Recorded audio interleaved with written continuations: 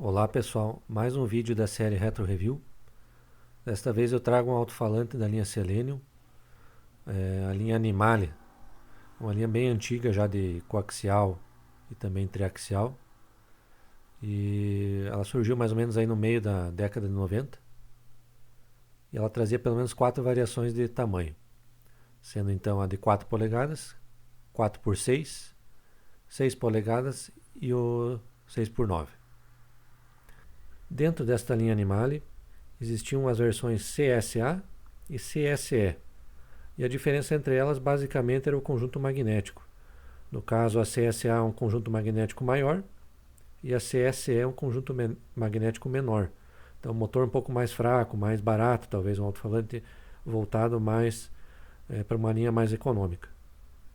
Então, neste vídeo eu irei explorar o modelo de 4 polegadas, que é o que eu possuo aqui em mãos, né, que eu tenho mais experiência e também consegui levantar alguns dados. Então este é o CSA 404, né? Essas unidades que eu possuo, elas foram fabricadas em 95. E neste ano, então, elas ainda vinham, né, com a inscrição Animale, gravada ali no centro, né, no Twitter. Então a descrição que a Selenium dava na época para esses alto-falantes era basicamente o seguinte: coaxial de alto desempenho, cobrindo a faixa de médio graves até agudos. Aplicações para ele: som automotivo, caixas monitores de estúdio e caixas para home theater. Então, essa era a definição da Selenium, né? Claro que é uma caixa monitora, então é um pouco audacioso, né, falar isso, mas era o que ela informava na época. Então, um pouco da construção, né, do alto-falante. A carcaça dele é injetada em plástico. O cone é de celulose com fibras longas, que é o padrão, né, da Selenium da época. Esse acabamento de cone. E a borda, então, é de borracha. O Twitter, então, ele tem o domo de poliéter imida, ou PEI, né, que a abreviação é PEI.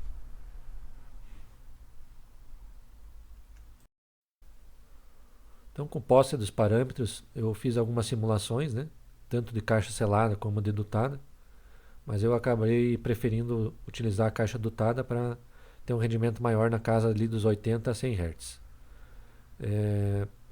Com a frequência de ressonância dele é em torno disso, em torno de 90 Hz, não faz sentido tentar utilizar ele abaixo disso. O desempenho não fica legal, não rende legal, não, não é o foco dele. Mas acima dos 100 Hz ele toca muito bem, o médio grave dele é bem interessante. Já o Twitter, né, dá para se dizer que ele é um Twitter dentro da média, não é lá muito bom, mas também não é um Twitter ruim. Eu acredito que a qualidade dele poderia ser até melhor se tivesse sido elaborado ou fosse possível elaborar um crossover dedicado, uma coisa mais estudada e implementada de uma forma melhor, né? No caso ali o Twitter está cortado só com um capacitor, né? Corte de primeira ordem. E então a ligação do Twitter é feita através do próprio cone, né? Ele tem a cordoalha, liga no cone e do cone liga nos terminais do alto-falante. Então não tem como implementar um outro tipo de crossover ali por conta da forma como ele foi concebido originalmente. Eu possuo também então um par de alto-falantes da versão 4x6, né? E esse eu estou utilizando no carro. E assim que eu coloquei eles, a melhora foi nítida, foi instantânea. Consegui um médio grave muito bom dentro do carro. E no uso automotivo, o Twitter não apresenta nenhuma inconveniência, assim, funciona muito bem. Só a diferença mesmo seria se fosse utilizar para uso residencial, daí sim, daí a gente se torna um pouco mais exigente, né? Fica direcionado ali mais para o ouvinte, então tem essa diferença. Mas no uso automotivo ele vai muito bem e é excelente, na minha opinião. A construção dele é a mesma do irmão dele, de 4 polegadas, né? Tem a carcaça ali de plástico e tal. Mas se analisar bem a parte traseira dele, é possível ver que eles já desenvolveram algum tipo de alojamento ali, talvez para algum filtro melhor ou coisa assim, né? Aparentemente ali para um indutor. Então, eles já planejaram isso, mas não chegaram a implementar na época. Então o Twitter continua sendo ligado junto com os terminais do woofer, né? Então aqui tem uma foto de um CSE 404, né? Dá para perceber ali que ele tem um ímã menor e tendo então um conjunto magnético menor se torna mais barato, né? Também mais fácil de aplicar no uso automotivo, né? Na questão de espaço. E provavelmente ele também teria uma diferença ali na bobina ou na centragem dele, porque ele tem parâmetros já também bem diferentes, né? Modelos posteriores. Então, após a linha de alto-falantes da Animale, a Selenium lançou então a linha Power, que ela era bem característica, né? Ela trazia os cones de alto-falantes eram azuis, fabricados em QCF, que é o mesmo material do Extreme e do WPU07. E o modelo de 4 polegadas então ele passou a usar a carcaça de chapa estampada. E também foi introduzido na linha o modelo de 5 polegadas. Após a linha Power, eu posso estar esquecendo de algum deles, tá?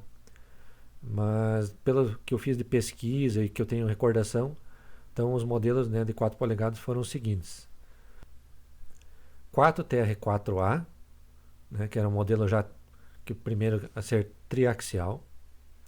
O 4TR5A, também triaxial, mas com ímã pequeno. 4TR6A, um triaxial de ímã grande. E já por fim, então, o 4TR10AP, triaxial, né, já na linha da JBL.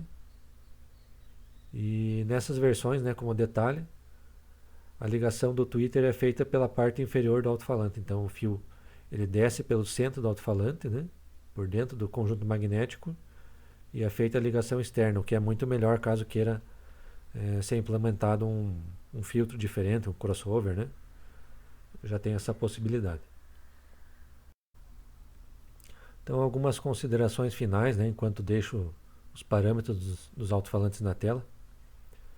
Então, na minha opinião, né, a linha Animale é uma linha bem acertada, tem um som gostoso, né, um conjunto magnético ali que traz uma grande vantagem para eles, né, em questão ali por exemplo, a linha CSA, né, que tem um conjunto magnético grande, então você tem um QTS muito baixo, né, por se tratar de um alto-falante automotivo, né, você ganha também em sensibilidade.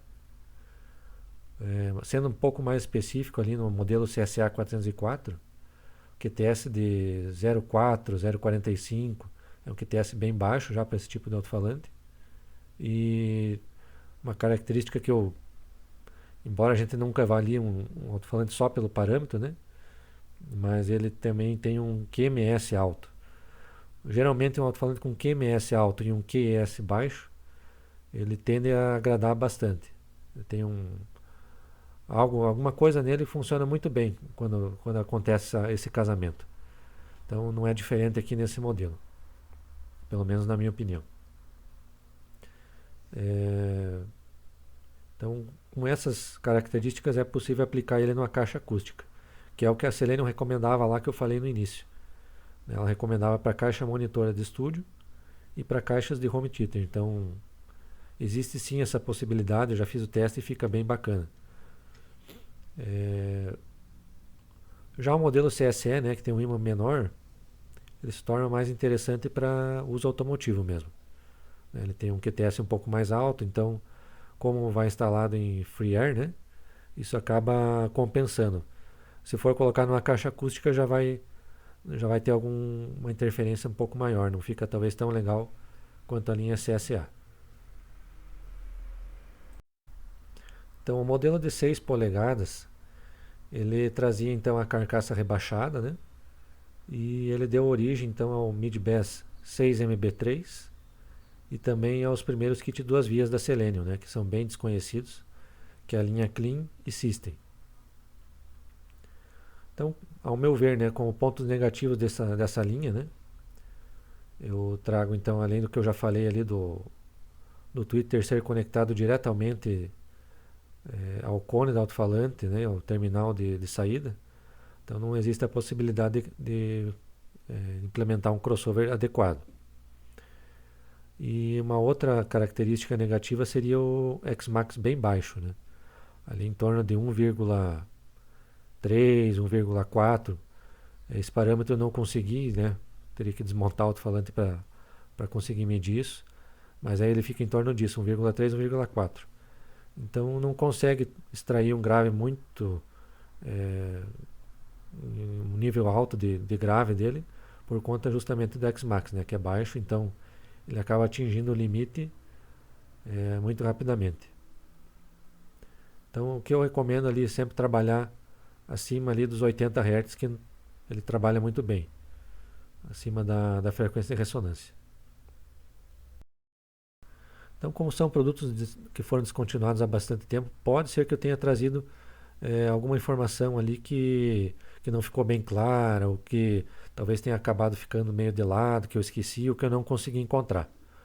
Mas eu me aprofundei bastante na pesquisa e acho que consegui trazer boas informações aí que na verdade não se encontram tão fáceis assim, né?